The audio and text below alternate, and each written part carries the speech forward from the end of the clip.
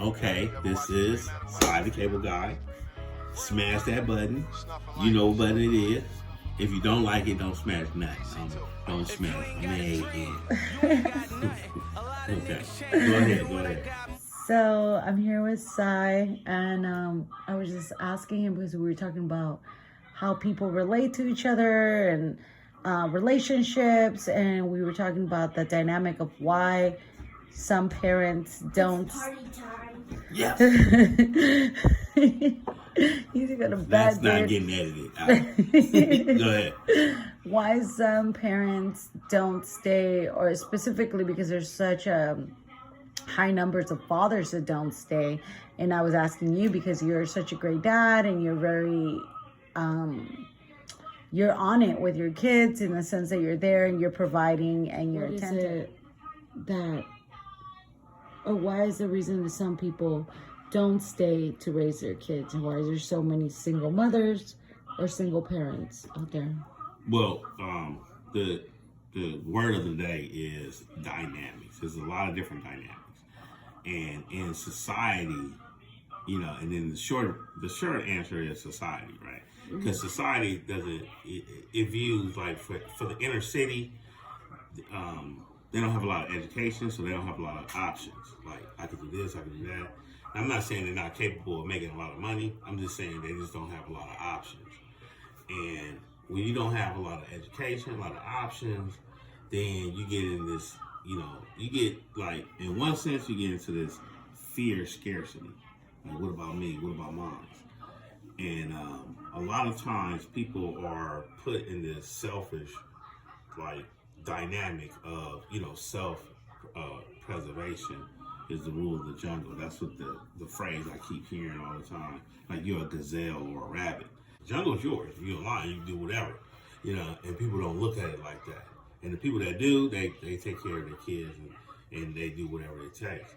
But in the inner city, they look at it as we've been conditioned to live the street life, be the toughest you could be. You know what I'm saying? And part of the street life is, raising a family is weak.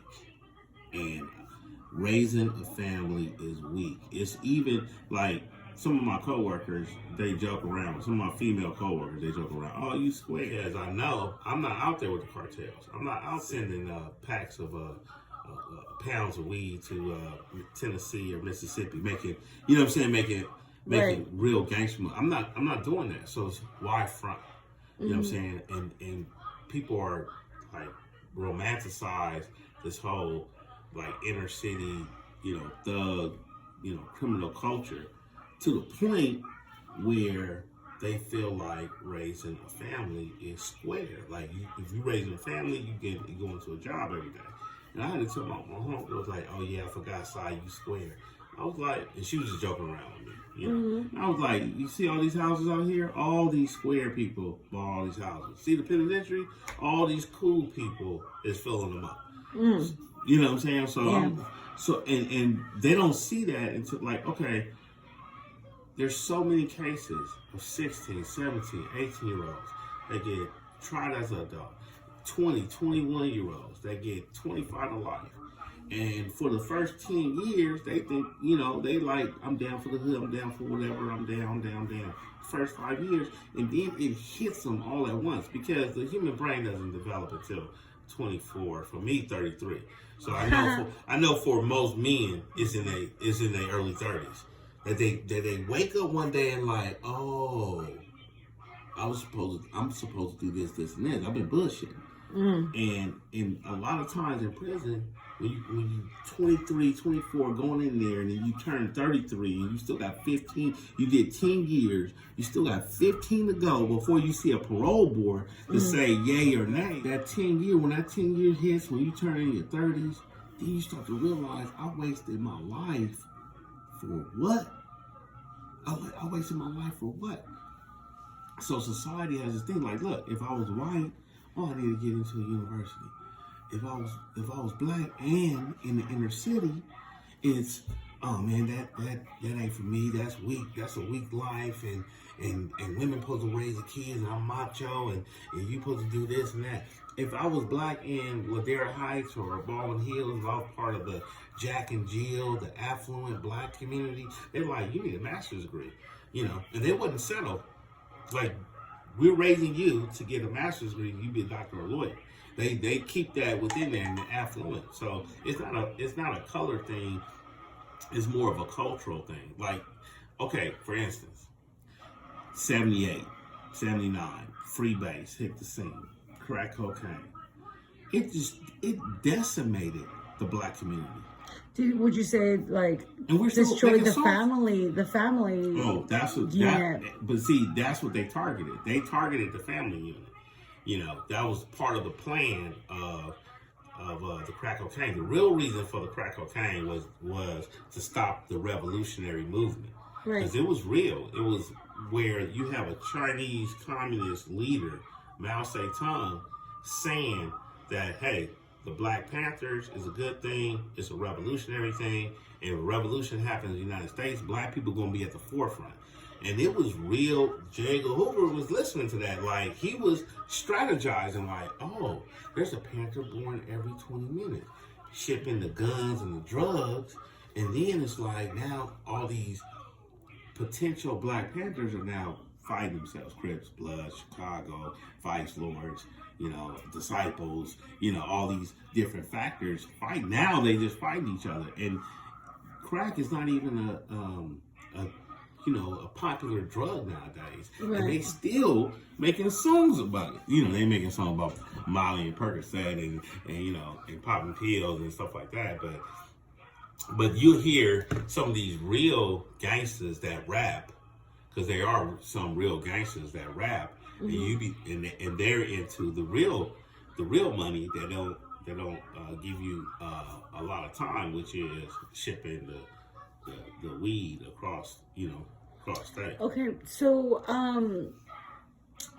that's really good. Okay, so just to further, are we really that ignorant that like we live in an information age where there's more knowledge out there on how to raise children and people are still walking out? Well, it's see, people talk about college, right? And they say, oh, it's not for me.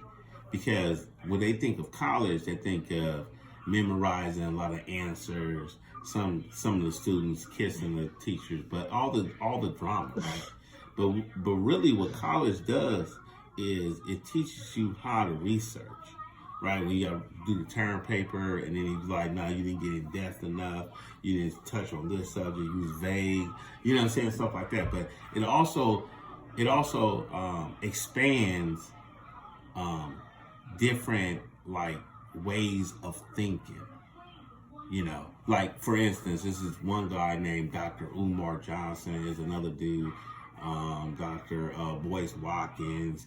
You got Brother Polite. Now these brothers, they put even though they have doctor's degrees and they're very knowledgeable, they talk about how white folks are this, like it's a generalization and stuff. Now I love all three of these brothers, but in college, it teaches you different things. Like, so other educated people would have been like, for real, you went to college? Because you should have learned that generalization is a lazy format to, it's like a lazy perspective. It's a lazy perspective, because you're saying, if you're saying that all whites are a certain way, you're saying that all blacks are a certain way. And we all know that's not true. Or all Latinos are a certain way. I mean, we all know that's not true. Or all Asians are a certain way. Asian dude told me about Big L. I was like, I had a t-shirt, had Big L on there, and I was like, you don't know nothing about Big L. You know what I'm saying? He was like, I love your shirt, brother. It had all the fallen soldiers. It had Big Pun. It had Tupac, Biggie, Nipsey Hussle, Big L. And and I was like, man, you don't know nothing about Big L. He started singing the lyrics and stuff. Now, That's fine. Yeah. Now, if I go to my liquor store and talk to the Korean at the liquor store. He don't know nothing about vegan. You know what I'm saying? Okay. So then I asked you. So you're saying that even if people get educated, there's still like a generalization of ideals, like on a social, psychological level or something? It's mainly like it's about culture and it's about like conditioning, culture and conditioning. If your parents condition you to not trust white people altogether, then you go out to your schools, your elementaries, and then you hear your other people like that's black talk about white people. Then you go to other like you turn on the TV, see your favorite black movie, and they talk about white people. Then it starts to form something. It starts to formulate a belief system, And the thing about the inner city is, so with not to, I mean, I was talking about those brothers, but those brothers are exception because they're very educated. But for people, even for educated people, but for people that doesn't believe in college, doesn't believe in educating themselves like that want to know more about who killed Pookie down the street rather than how to raise, what's the psychological ramifications of raising children. That for them, it's easier. The more ignorant that you are, the more you could be brainwashed, the more you could be indoctrinated, the more, if you're not looking for the answer, they're going to give you an answer. No one's going to give you the answer of why Christmas is not part of Christianity. No one's going to give you the answer because it was a pagan holiday. You actually had to go out and seek it. Like, it was a pagan. And then for a lot of Christians, they don't know that that Christmas is a pagan holiday. They heard it. They heard someone say that, but they're more indoctrinated with the TV shows, the movies, the malls, their friends, society. They're more indoctrinated like that. So if you don't seek an answer, people you will get an answer. Like, okay, the reason why blacks embrace the street life so much, or inner city blacks, or because that's mostly that's somewhat of our culture. So the reason why they embraced it because of the black exploitation movies, and they made it seem sexy and cool, and it was on the big screen. So I mean, it was a really big deal about that. The whole celebrity worship thing, the culture was really. It was like a fancy thing to be on TV or be on the, and then to idolize, and I kind of, just to add a little bit, I feel like it adds to the consumerism. Like they're always selling us something. I was watching some documentary, I'll send to you when I found it, but about consumerism, how they like got women in the feminist movement to smoke cigarettes back in the 30s, you know what I mean? How they like made it as a radical thing. So do you think that alternative was like those films or that lifestyle of like we're like people, a lot of people, they, okay, let me say this. They give us a society, or we have a society, and it has a certain ruling. And then so people want to think outside the box, and maybe they think that mode is going to have a future, but maybe weren't thinking far ahead enough. Because really our future are our children. Right. Because sometimes, like when I was in the streets, a lot of my friends didn't have a life expectancy. They thought that they had a short life expectancy, and but also, I mean, it is sexy. I don't have to work for the white man. I could make thousands of dollars in a day. I could, you know what I'm saying? I'm do what I want with my life. Well, people do that now, but like in a different way. And it's kind of like now they call it like a nomad life. But people are traveling or doing other things. And it's just like we've reached reaching another century of just like a different kind of like development. But well, that nomad life you was talking about, because I keep my ear to society, and society's version of a nomad will be, they will call originally they'll call the hobo, Right. you know, and they'll look down at that life, but the nomad would feel that he's free and Yes. stuff. And now with everything going up more and more, now they need more, they need more ways to make money and stuff. So people are looking at, like, the drug dealer or like Paris Hilton having a rich granddaddy. And it was funny because in the 80s, Run DMC in the 80s, they had Adidas jumpsuits, they had brand new Adidas on, they had a big old gold rope. They emulated the drug dealer. They're like, hey, this is, and that was the equivalent of being hood rich. Brand new designer clothes, that's in fashion, brand new shoes, and a big old gold chain. And what's funny about that is a lot of drug dealers, if you think about it, no one ever told me, but if you think about it, I've tried to analyze it, but if you think about it, a lot of the drug dealers, they got the Jesus piece because they was sitting in church looking at the pastor, and the pastor had the big old Rolls Royce or the big old Cadillac, and he had the gold Jesus piece on. So they was looking as altar boys. No, but they was looking in the choir like, man, that gold. When I start selling dope, or when I start hustling, I'm or gonna how get can I like get that? How can I reach that height of like stability? So it is sexy, you know what I'm saying? Like making thousands of dollars in a week, especially back then. But is it stable? And they knew it wasn't stable. That's why they didn't invest in real estate, because then they felt like, I need a certain amount of education. And that's that white stuff. You know what I'm saying? That's what white people do. White people do this and this and this. We don't do that.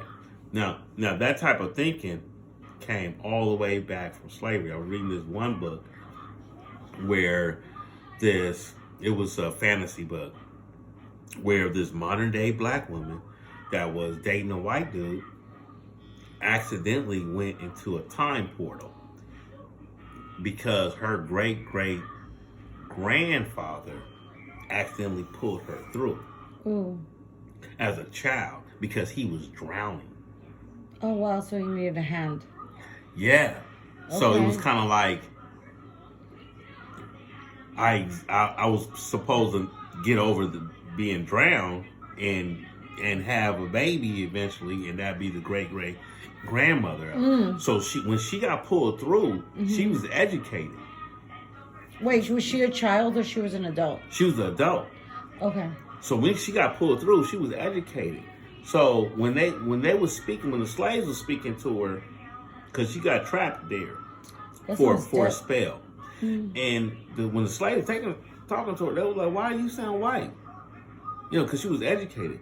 And then the slave owner was like, "Hey, can you teach my son how to read? He's not doing too well." And he was like, "How do you know how to read better than?" And it was a question of, it was more of a question of, that's that white stuff, being articulate, being educated. That's all that white stuff. And sometimes, that for English. Well, people refer to me because they hear I'm intelligent. And sometimes they'd be like, yeah, I be thinking he's white. And then I start talking about ancient Egypt and how we was kings and queens. I start talking about that black stuff. And they're like, but he's down for the cause. But in reality, sometimes I want to show the face of their own hypocrisy and how racist they sound. So I'm saying, so I sound white. So that means I'm not going to jail. So that means I'm going to Harvard. So that means I'm getting beachfront property. So that means... And it shuts them up. Every single time, it shuts them up. Because they don't have no rebuttal for that. Like, what are you really saying? You're saying what your great-great-great-great-grandmother was forced to believe. Right. And this is what they don't get. This is this distinction that they don't get. They don't get the fact that your great-great-great-great-grandmother will be lynched if she believed in education. She'd be lynched if she was a feminist. She'd be lynched if she was pro-black. She'd be lynched.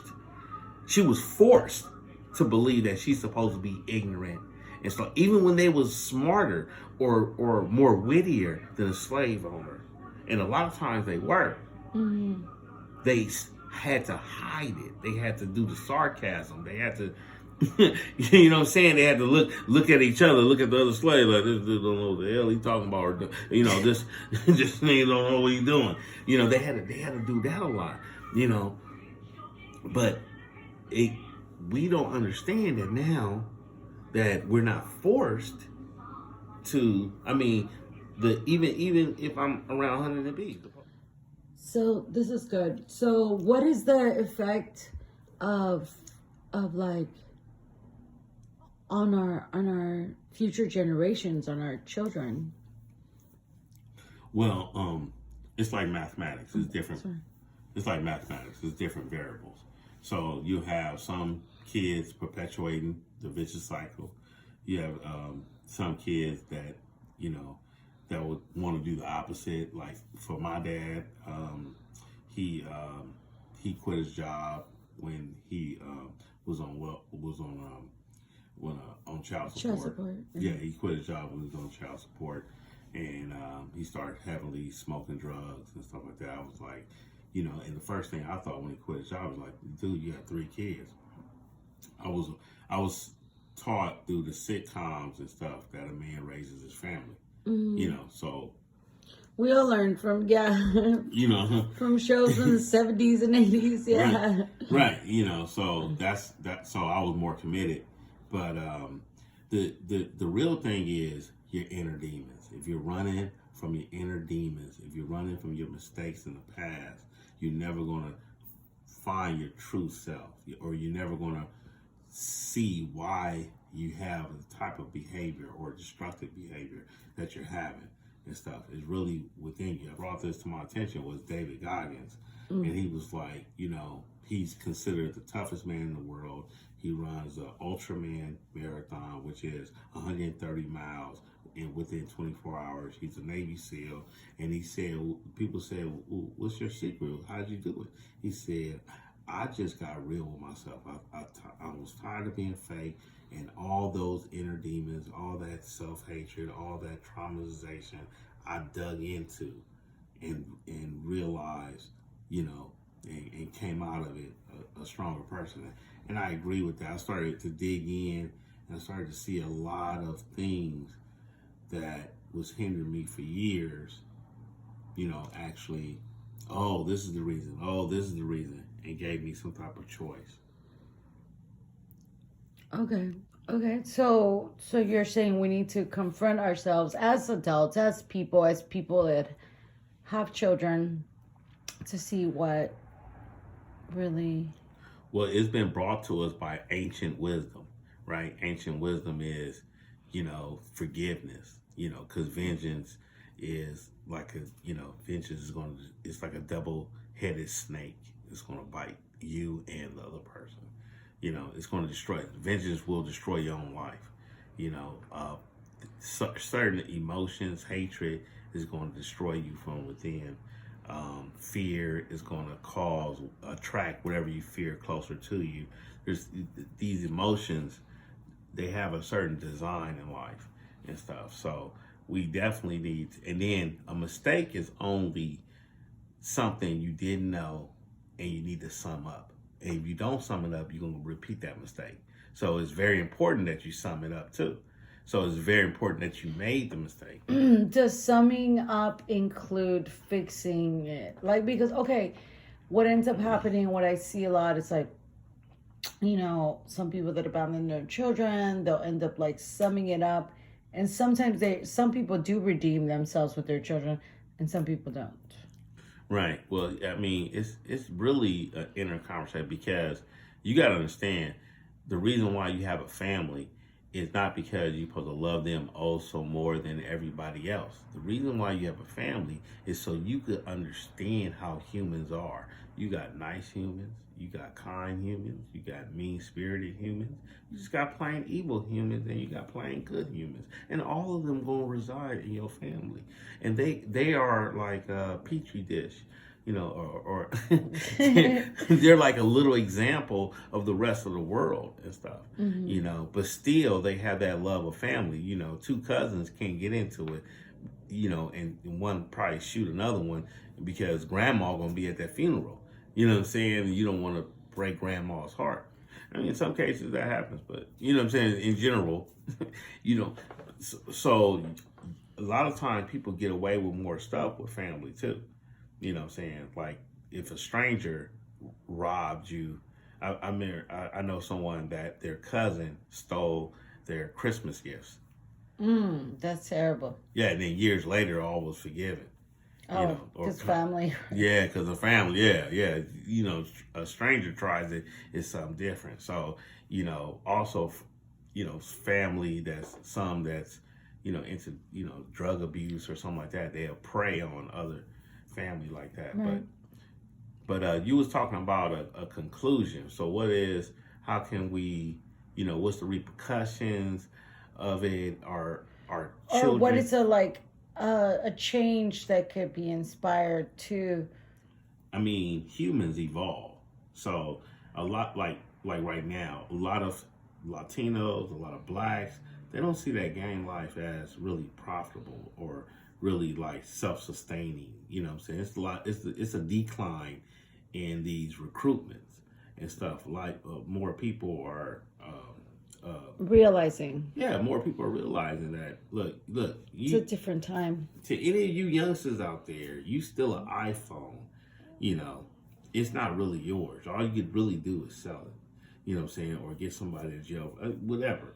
But if you get a job, you can buy an iPhone a week. You don't need to. You probably got other bills, but you have the potential to buy 10 iPhones every paycheck. Now, or maybe not 10 iPhones. 10. Maybe not 10. Where's my calculator? An iPhone every paycheck. That's what our ancient ancestors are telling us about. You do the right thing, your cup will runneth over. That's what they mean by that. You do the wrong thing, you're in scarcity. You're trying to. It may be months till you find somebody slipping with an iPhone. You might run across the wrong person. Gosh. You might. You know what I'm saying? Like stuff like that. So it's better to be like accountable for your own actions. So it seems like nowadays young people do have a new sense of responsibility. Somehow, like, I don't know, I feel like my generation, maybe the ones before, there was like a lot of like shortcomings and like ignorance, society. Now we live in an information age, where everything is like, a lot of things are at our fingertips, even though there's still people doing shady shit, but I hope it's not abandoning children. You know what I mean? Yeah, so I mean, it's really about morals, like who you are, your character. You know what I'm saying? Like Dr. Martin Luther King said, please stop judging people by their color and start judging people by their character. So when I talk about, the beloved Dr. Umar Johnson, the beloved Brother Polite, the beloved Dr. Boyce Watkins, I'm saying this. Just because he's black doesn't mean he's courageous. Just because he's white doesn't mean he's not honorable. I'd rather have an honorable enemy than a disloyal ally, right? Yes. You know what I'm saying? So, I mean, and not to say that all races are enemies or something like that, but I'm saying, like, some people just don't have the character to raise kids. They haven't grown up themselves. They just don't have that character. When a dude approaches a sister and be like, hey, I want your hookup, I want to do this. Sisters, you got to understand, he don't know you. So what is he really after? Why do you really want to talk to you? Stuff like that. Now, if you meet you have a friend, you meet friends in the settings and you get to know people, then you could be like, oh, okay, this person is this, you know what I'm saying? Or this person has so many issues. Job lost hope. Some niggas don't even want no guy. They just want a little money just to come through.